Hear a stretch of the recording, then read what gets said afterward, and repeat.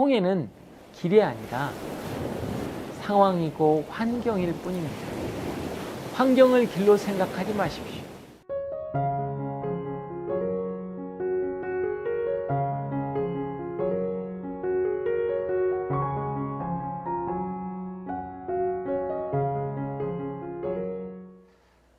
우리가 인생을 살다 보면 가고 있는 길에 대해서 확신이 없고 길이 보이지 않을 때가 있지요. 다니엘과 그 세 친구를 보면 그들은 바벨론 선교를 하겠다라는 거창한 비전이 있었던 것도, 하나님의 부르심을 들었거나 하나님의 인도하심을 받아서 간 것이 아닙니다.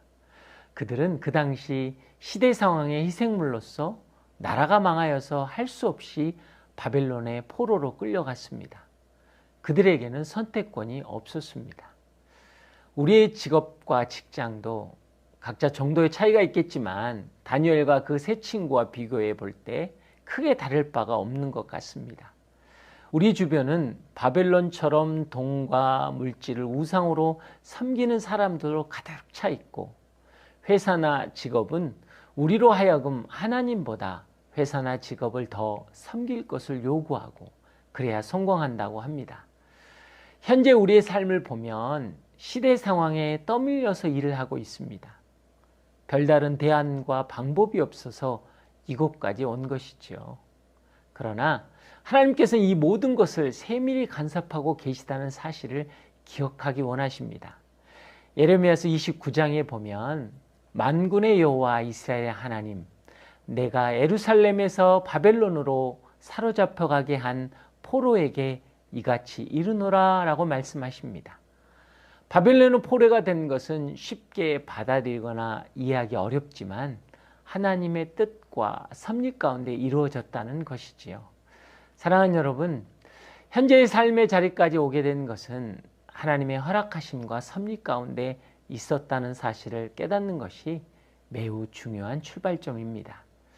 우리는 세상에 떠밀려가는 인생이 아니라 하나님이 심기운 인생이기 때문입니다. 오늘은 하늘의 것을 이야기하는 자 마지막 시간으로 은혜에서 믿음으로 라는 주제로 함께 나누기 원합니다. 우리는 때때로 지긋지긋한 결혼 생활, 나만 이렇게 살아야 하나? 우리 집은 왜 이래? 결혼에 대한 푸념을 합니다. 너무나 속 썩는 자식을 보면서 자식이 웬수다, 내가 왜 낳았는지 모르겠다 라는 말을 내뱉을 때도 있습니다. 그러나 어떤 사람에게는 그 결혼이, 자녀를 갖는 것이 10년, 20년 동안 간절히 기도한 제목, 소원입니다. 내가 당연하게 여기는 것이 어떤 사람에게는 평생 눈물의 기도 제목이라는 것입니다. 여러분, 우리가 가지고 있는 것은 당연한 것이 아니라 감사할 제목입니다. 내 삶은 감사할 것이 없는 것이 아니라 깨닫지 못하는 것이지요. 이스라엘 백성이 출애굽을 할 때 하나님이 구름 기둥과 불 기둥으로 인도하셨습니다. 블레셋 땅을 지나가는 것이 가까운 길이었지만 그 길을 지나갈 때 전쟁을 당하면 마음이 바뀌어 이집트로 돌아갈까 봐 배려하셔서 홍해 앞으로 인도하셨습니다. 홍해 앞에 진을 쳤을 때 이스라엘 백성들은 어떤 마음이었을까요? 강만 보고 살았던 그들에게 홍해는 오 비치, 바다다, 너무 아름답고 좋다, 아름다운 뷰를 보면서 감사와 찬양을 했을 것입니다. 그런데 갑자기 눈앞에 거대한 먼지 구름을 일으키며 나타난 세계 최강의 애굽의 전차 군대를 보고 두려움이 생겼습니다. 그 두려움은 아름다운 환경이었던 홍해를 진퇴양난, 막다른 길, 즉 막힌 길로 만들어 버렸습니다. 하나님은 애굽 군대가 왔기 때문에 어쩔 수 없어서 홍해를 열어주신 게 아닙니다. 열왕기하 19장에 보면 아수르가 쳐들어와서 예루살렘을 포기했을 때 히스기야 왕이 여호와 앞에 엎드려 기도합니다. 하나님은 그 기도를 응답하여 하룻밤 사이에 여호와의 천사가 아수르 군대 18만 5천 명을 죽였습니다. 하나님은 홍해를 꼭 가르셔야 할 이유가 없습니다. 불이나 우박으로 땅이 갈라지게 해서 진멸하는 방법도 있었습니다. 홍해는 길이 아니라 상황이고 환경일 뿐입니다. 환경을 길로 생각하지 마십시오. 그러면 우리는 수많은 막힌 길에 둘러싸이게 되는 것입니다. 예수님이 길이 되심을 선포할 때 환경은 열리는 것입니다. 환경과 상황에 갇혀서 길이 보이지 않으십니까? 길이요 진리요 생명이신 주님을 바라보십시오. 주님이 말씀하시면 사막에 강이 흐르고 광야에 길이 나는 것입니다. 신앙의 역설은 모든 것이 확실할 때 하나님이 필요 없게 된다는 것입니다. 반면에 불확실할 때 하나님을 의지하고 성령의 인도하심과 보호하심을 구합니다. 그래서 불확실함은 은혜입니다. 미래를 알게 되면 우리는 충실하게 살 이유가 없어집니다. 그리스도인의 삶은 하나님을 신뢰하며 오늘을 신실하게 살아낼 때 그것이 미래가 되기 때문이지요. 룻은 먹고 살기 위해서 밭에서 이삭을 주우며 살았습니다. 그것을 통해서 보아스를 만나게 되었고 다윗과 예수 그리스도의 조상이 되었지요. 무의미한 하루의 삶이 의미 있는 내일이 되었습니다. 아브라함도 본토 친척 아비의 집을 떠나 갈 바를 알지 못하고 길을 떠났습니다. 미래가 불확실한 여행길은 방황이 아니라 매 순간 하나님께 필요로 구하고 인도함을 구하는 믿음의 길이 되었습니다. 인생의 불확실함을 없애고 모든 것을 확실하게 만들려고 하지 마십시오. 때로 그 노력이 하나님을 신뢰하는 믿음을 잃어버리는 어리석음이 될 수 있습니다. 광야와 같은 불확실한 그 시간이 바로 우리의 영혼을 가꾸는 시간이고 진정으로 주님과 동행하는 법을 배우는 시간입니다. 그리스도인의 불확실한 삶은 미래를 여는 믿음이기에 은혜입니다. 히브리서 11장은 믿음장입니다. 그곳에 믿음의 사람들의 이야기를 허락한 것은 우리에게 부담을 주기 위한 것이 아니라 믿음은 이런 것이라고 알려주기 원한 것입니다. 성령 안에 있으면 얼마나 큰 꿈과 역사가 이루어지는지, 복음이 삶에서 어떻게 나타나는지를 알려주기 위한 것이지요. 베드로가 무리를 걷고 안진뱅이를 일으키고 바울과 실라가 기도와 찬양하니 옥문이 열리고 간수의 집이 구원을 받은 것, 내 자신의 신앙의 한계성을 느끼라는 것이 아니라 여러분이 가지고 있는 믿음의 능력을 보라는 것이지요. 내가 고백하고 있는 예수의 이름의 권능을 알라는 것입니다. 믿음은 우리 삶을 이끌어 나가는 힘입니다. 모든 것을 참을 수 있게 하고 견딜 수 있게 하고 모든 것을 바라볼 수 있게 하는 힘입니다. 어떤 어려움과 고난이 다가와도 타협하거나 포기하지 않는 힘이지요. 예수 그리스도를 구주로 고백하는 모든 사람은 이미 능력을 가졌고 나타낼 수 있습니다. 종교인은 성경의 인물들을 사모하지만 신앙인은 성경의 인물처럼 살아가는 것입니다. 믿음은 하나님 앞에 문제를 가져오는 것이 아니라 문제 앞에서 하나님을 바라보는 것입니다. 믿음은 문제가 사라지는 것이 아니라 문제보다 더 크신 하나님을 바라보는 것이지요. 우리는 하나님 앞에서 문제를 놓고 기도하는 것이 아니라 문제를 통해서 하나님을 바라보는 사람들입니다. 우리는 하나님의 능력이 아니라 능력의 하나님께 주목해야 합니다. 신앙의 문제는 하나님을 부인하는 것이 아니라 하나님을 제한하는 것입니다. 하나님을 우리의 이성과 경험 안에 두지 마십시오. 생각에 의존하지 마십시오. 수고하고 무거운 짐진 자들아 다 내게 오라. 그리고 또 말씀하십니다. 자기를 부인하고 자기 십자가를 지라는 것입니다. 짐을 십자가 앞에 내려놓는다는 것은 무슨 뜻일까요? 당신도 지기 힘들어서 지지 않기 원했던 십자가를 왜 우리 보고 지라고 하시는 걸까요? 내 질병, 재정 문제, 가정의 문제, 자녀의 문제를 내려놓으라는 것이 아니라 내가 지고 가야 할 십자가입니다. 그것을 통해서 내가 지고 있는 불신, 염려, 두려움, 근심을 내려놓고 그 일을 감당하라는 것이지요. 요셉이 종살이 감옥 생활 속에서 하나님과 동행했습니다. 다윗은 도망자로 살았던 광야에서 시편의 고백을 했고요. 스데반은 날아오는 돌 앞에서 하나님 우편에 계시는 주님을 보았습니다. 주님은 십자가의 형틀 앞에서 내 뜻이 아닌 하나님의 뜻을 깨달았습니다. 오병이어 사건을 보면 주님은 아무리 절망적인 상황 속에서도 소망을 꿈꾸셨습니다. 그때 상황은 배고파서 밥상 앞에 앉아있는 사람이 장정만 5천 명이나 되면서 밥은 보리떡과 물고기 뿐이었습니다. 불가항력, 절망적인 상황이었습니다. 그런데 주님은 미리 감사 기도를 드리시지요. 하늘의 국간을 보셨기 때문입니다. 성격 급하고 권력지향적이었던 베드로를 보시면서 내가 사람 낚는 어부가 되리라, 교회를 세우리라 꿈을 꾸시고 미래를 보셨습니다. 믿음이란 이런 주님의 시선이 우리 삶에 전염되는 것입니다.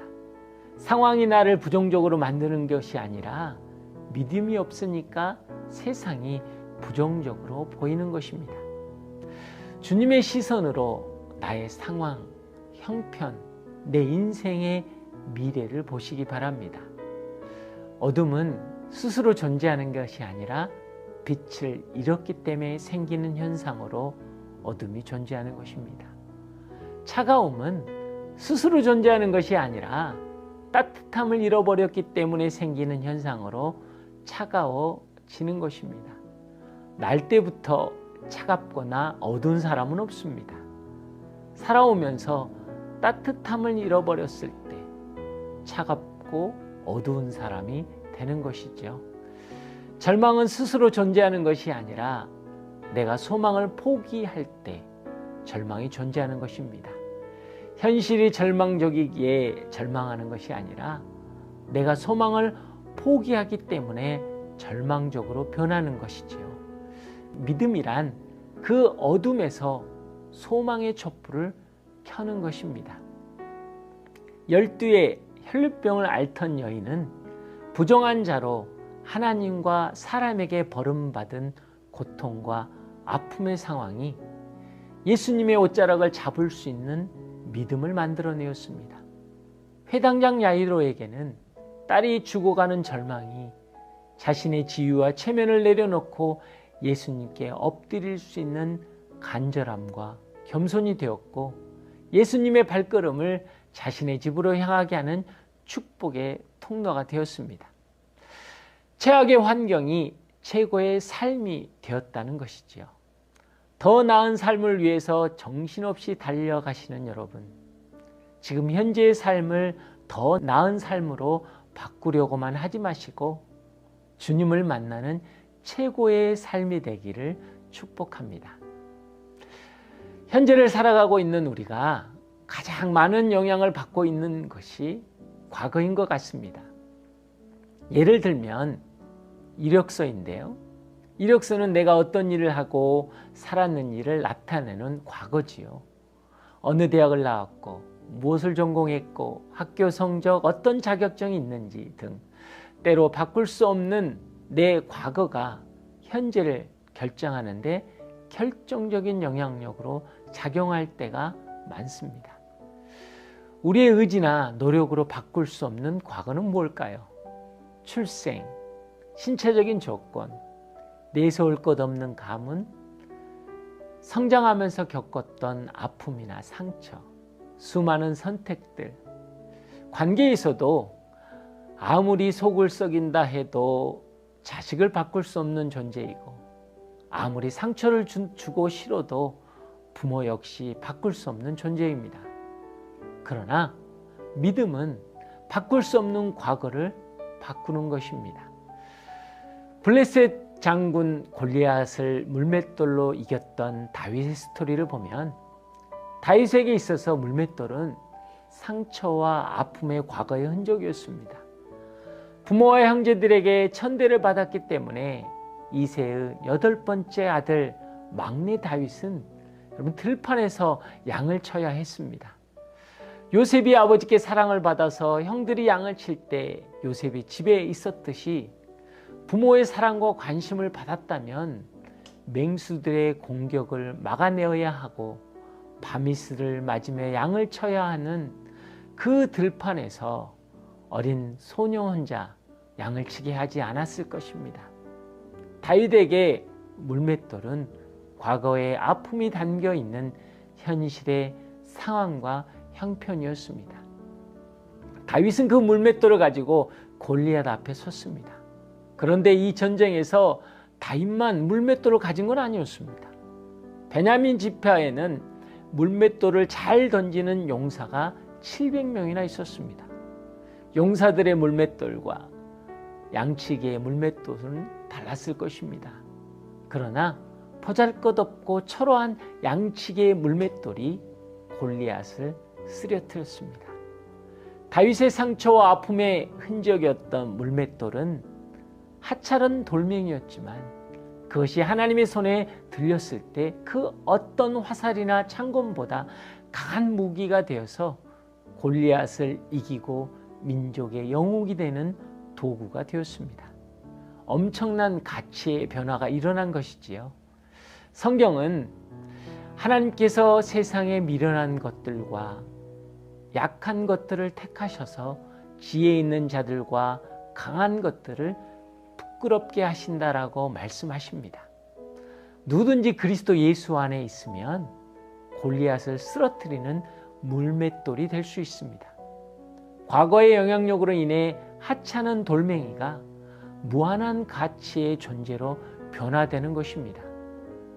세리였던 레위, 어촌 조합장이었던 시몬이 주님의 손에 들렸을 때 전도자 마태로, 교회를 세우는 베드로로 기독교 역사 속에서 빛나는 인물이 되었습니다.